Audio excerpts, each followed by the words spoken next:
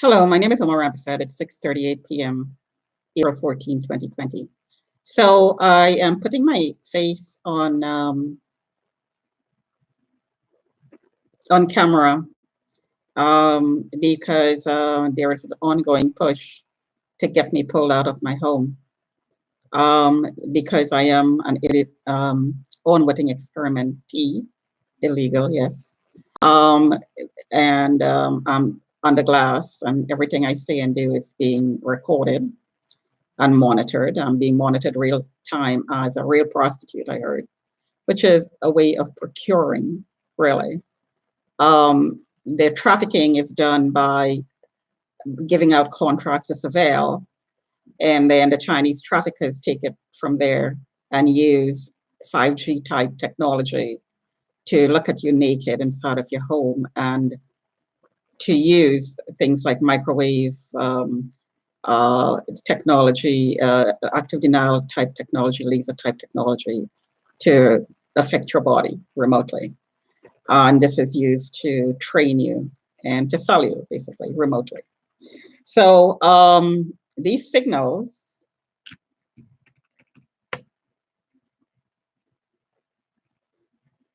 and I just was supposed to have my detector here, which I don't. So let's use this one. I had a detector in the bathroom because I was being pulsed relentlessly in the bathroom. So here is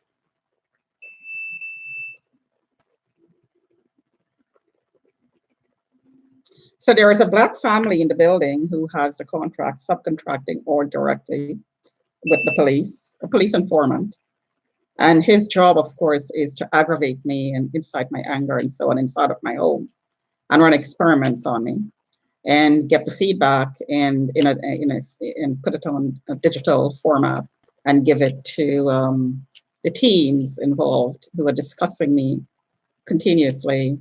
And you have this feedback loop about how I'm going to be treated, how I'm going to be disciplined, what I'm going to be able to do, not do, get employed, not employed, and so on. So it's really an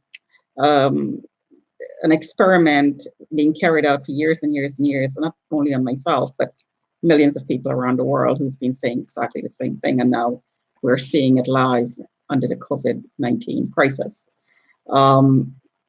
People are being alerted. People are being tracked. People are being snitched on. And the cops are charging them for containment. And this is going on all around the world. It's a global thing. And we are being bamboozled. And these things are being pointed out. This is not only my opinion. These things are being pointed out by newspapers, National Post, Star, so on.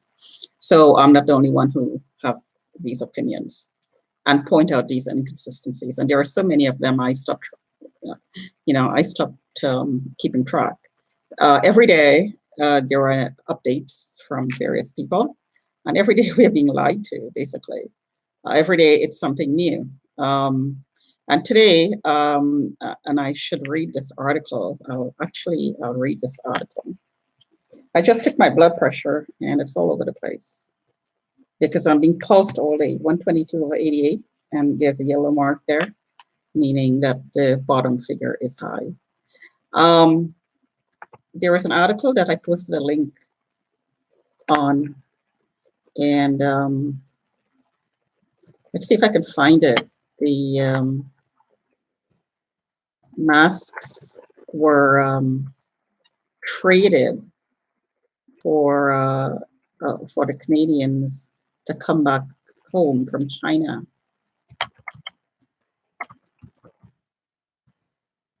And it was very interesting.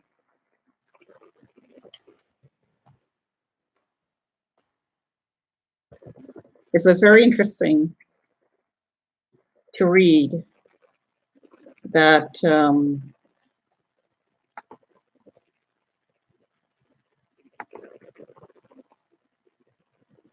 that these masks, I'm trying to find a link here, my Twitter feed, but I have to go through all the tweets here. Let's see. Sorry. Just bear with me 1 second.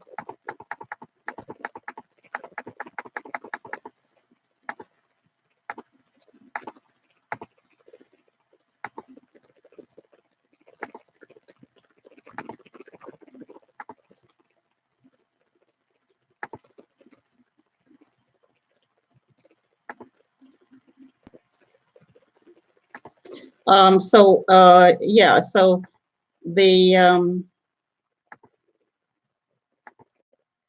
gist of the story was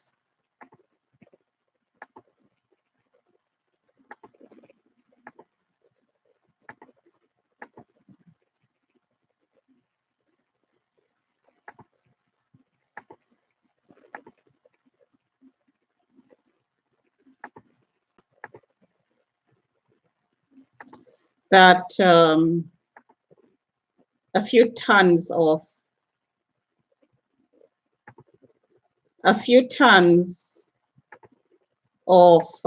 masks and surgical equipment was shipped to China,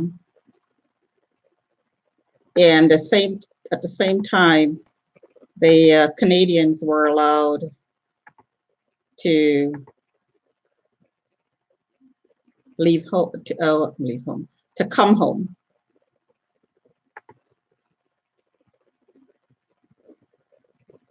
There we go. Sorry.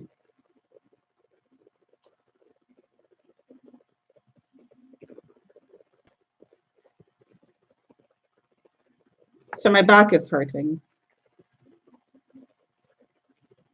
I've been pulsed all day at a very high rate, with high power. So documents reveal why Canada sent protective equipment to China as COVID-19 threat was growing. So this is the star.com/politics/federal/2020 and the date. So okay, so my page is still loading here. So Ottawa, Canada's health, this is coming out of Ottawa. Canada's health minister gave the approval to donating personal protective equipment from the national emergency stockpile that was on the verge of expiry to China, the newly released email shows. A January 31st email written by Public Health Agency of Canada Chief of Staff Marnie Johnston indicates Health Minister Patty Hajdu had offered notional agreement to donate supplies that were due to expire in February and March. The Conservatives have lambasted the Liberal government for its donation, contending it left Canadian hospitals and healthcare workers short of critical supplies.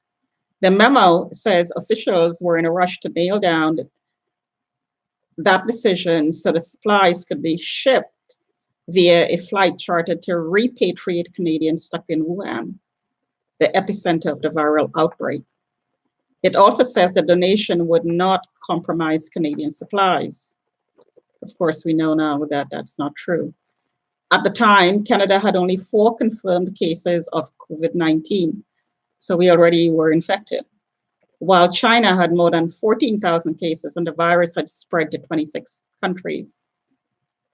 So it had spread to 26 countries.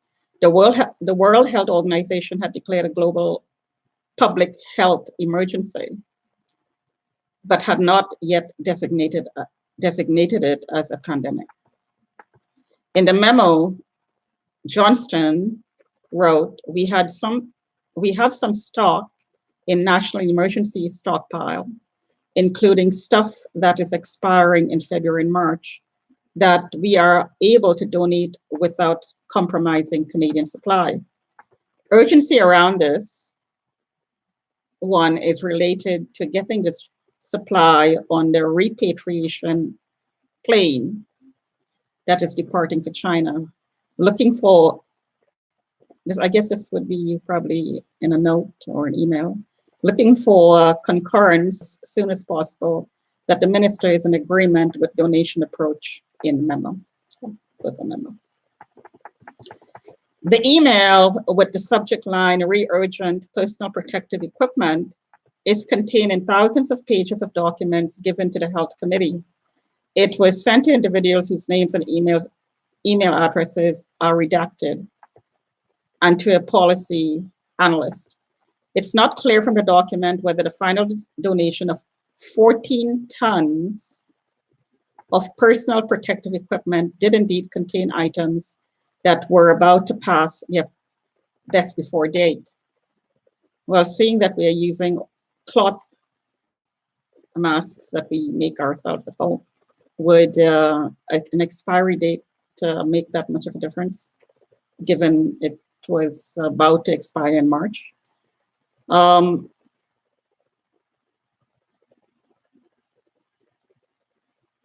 So let me just read that again. It's not clear from the documents whether the final donation of 16 tons of personal protective equipment did indeed contain items that were about to pass their best before date, but they were clearly in play.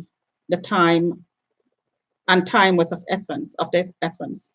According to the memo, PHAC President Tina Namisnovsky spoke to Hajdu earlier in the day on January 31st, the Canadian Red Cross, which was working with Ottawa to coordinate the shipment to China, wanted to pick up the supplies the next day by noon at the latest. 9 days later, the federal government announced that it shipped 14 tons of personal protective equipment to China between February 4th and February 9th.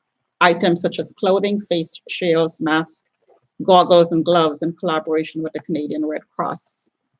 A Health Canada spokesman for the Public Health Agency of Canada said Monday that it could not respond to the STAR's request for clarification due to the statutory holiday. I still think sending supplies to China, whether they were set to expire or not, are certainly a terrible message to our frontline workers, Conservative health critic Matt Genereux told the Star Monday. I imagine some of these supplies would certainly have been useful on the front line, certainly at the very beginning of this crisis. What does an expired mask or expired gloves gown look like? Is it no longer protective to the extent that it was? Expired a few days ago, that is, and that's my comment. While Genereux said that it's a question best answered by experts, he added, I would think it's better than having no mask and no gown at all. At the end of the day, knowing that it's coming here and we'd already seen cases here, then why were we not preparing to use every piece of PPE possibly available to protect our frontline workers?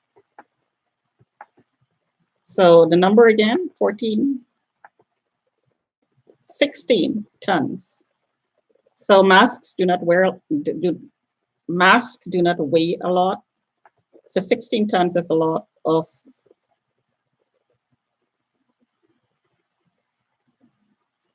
16 tons of equipment that do not weigh a lot is a lot of equipment. I mean, per piece. Ottawa had defended its donation to China since it was publicly announced February 9th, saying the World Health Organization and many countries were trying to help China with the outbreak, to contain the outbreak.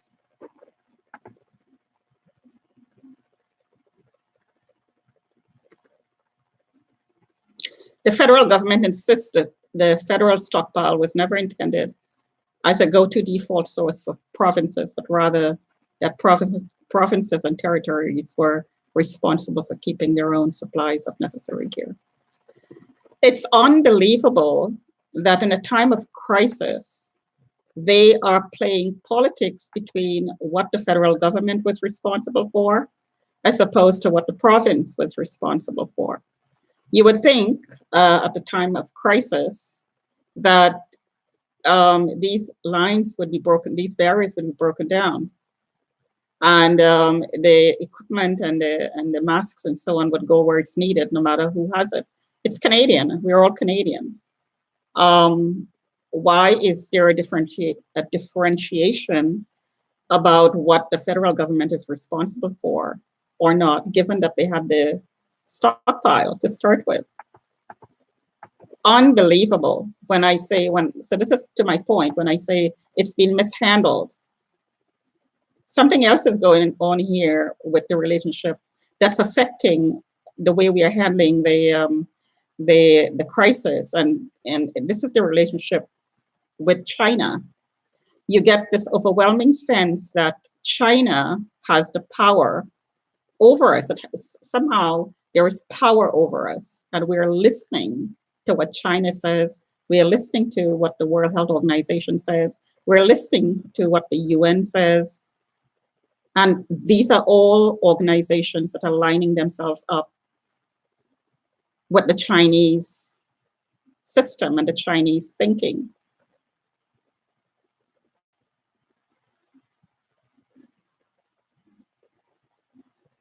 So last week, the government acknowledged the national stockpile was likely inadequate to meet all the needs anyway. So what a stupid thing to say.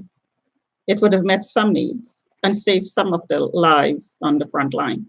Hajdu said the exact numbers of medical equipment in the stockpile being distributed to provinces changes day to day as we dispense equipment across the country. However, she acknowledged that we likely did not have enough. And this goes to point to when the SARS epidemic happened, there were recommendations put in place addressing this issue. I think federal governments for decades have been underfunding things like public health preparedness, and I would say governments all across the world are in the same situation. Duh, you would think, right? You would think this would have been priority. Obviously not. Obviously not. These sort of situations, you know, when the health system is not properly run by the government, then there should be another system where people can access medical care outside of the system. And yes, it's a two-tiered system, but at least you people have options outside of the system. Doctors are not told what to do by the government. Doctors can prescribe drugs that the doctors working for the government will not, because they don't follow the rules and the regulations that's mandated by the government policies. Because doctors are essentially government workers, right? They follow their rules. They're under the management of the government. The government are their employees, employers. If doctors were given the option to work independently, not reporting to the government, then, you know, things like this, deficiencies like this, would come to light, number one, and number two, for people who want the option to have treatment outside of the system would have that option. And deficiencies like this justifies a second system to catch the inadequacies of the one run by the government. So right now we are seeing a consolidation of power because of COVID-19. We have the government shutting down our way of making a living, giving us pittance to live on, controlling supply lines, the supply chain for food is going to be controlled by the government, and these control systems are going to be put in place for more and more sectors in our lives and in our economy. So once the government is involved in every aspect of our lives, including health, of course, then you're completely controlled.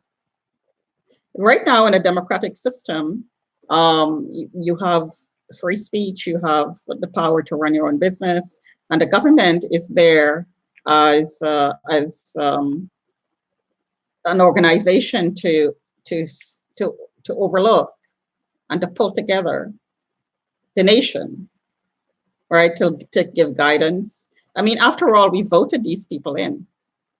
They are there to take the criticism, our criticism. We have the right to free speech. That may not last for very long. But right now, we have the right to free speech. So we have the right to criticize the leaders. This is part of your jobs. And if we think, and a whole lot of people out there thinks that the way this is being handled is not right, government is overstepping its powers, its boundaries. I mean, for God's sakes, giving somebody a ticket for $300,000 for having a party. It just doesn't make sense. And also, given that the number of deaths are happening in seniors' homes, and these people are isolated anyways. So if you take that percentage out, the deaths that's happening in seniors' homes, for whatever reason, what is the real number that we're dealing with? Because every day we have people coming and giving live updates about on the mainstream media about how many numbers, how many new cases, and what are the numbers. We had 800 deaths last night. Oh, and by the way, 80% of that is in seniors' home. Well, that's a very interesting number to start with. I would investigate that. I would investigate that. Why is that the case? So if that's the case, is the number really, really high in the general population? Is it any different than the numbers for the common cold? So we're being lied to, right? We are being lied to. We are being, the numbers are being fixed. The numbers are fixed.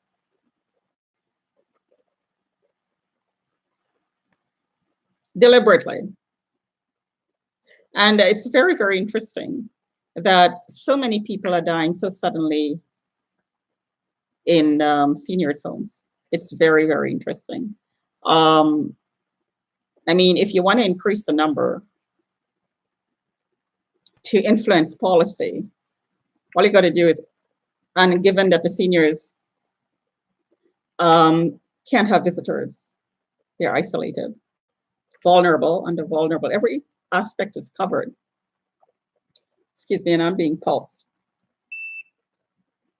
because I'm not supposed to talk.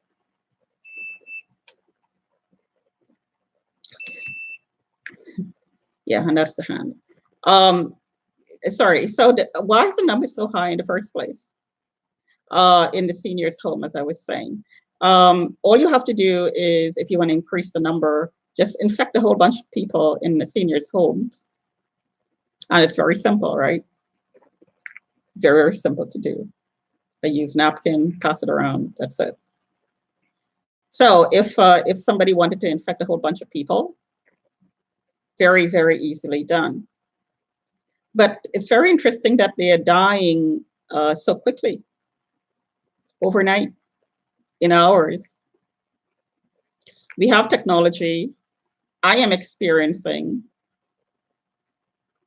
the effects of technology that could make that happen in this building as part of an experiment being carried out in the building.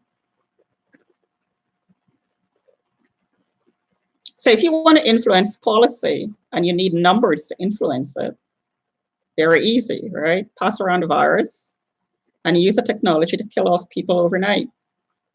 And then you terrorize the population saying, oh my God, you can be dead in a few hours. Like, it just kills you in a few hours. Has it been done before? Well, it's been done in the Chinese embassy, in the US embassy in China. Didn't kill off the people, but certainly got sick. In Cuba, same idea. The US embassy in Russia, the people actually died with cancer and so on. So the technology exists. And there is another factor here, that there is a Chinese connection here with 5G. There's a contract in place, right? And 5G needs to be tested. So what a great way to select test subjects. Old people, vulnerable people who do not have a voice, who's isolated. Why don't we use, these vulnerable people as test subjects and kill them off afterwards? Oh, and when that's done, use the number to terrorize the rest of us, to get vaccinated and to shut the economy down. So you can't find a job and you can't live a normal life for a bad cold. We're being lied to. And I'm not the only one who thinks this way. Mainstream media is thinking this way as well. Because there are so many inconsistencies in what we're being told. And there are so many out and out lies we're told that you have to wonder whether there is a conspiracy. And if there is evidence of a conspiracy, then most likely there is a conspiracy. Especially when there's an ongoing experiment here in this building that parallels the template, that uses the same template that parallels what I suspect is a COVID-19 conspiracy. Anyway, so I'll post that link, and the power is turned down right now. So and you can tell my face is swollen. The power was turned up all night last night. My body's swollen, my stomach is swollen, my legs are swollen because the power is turned up all night. And I live streamed a good Sam today. Well, it was a lot higher than that. And last night, like my entire body was pulsed. So yeah, there is technology that will kill you overnight. Of course, I shielded, so the effects was mitigated, but it could definitely kill you. It can definitely kill you overnight.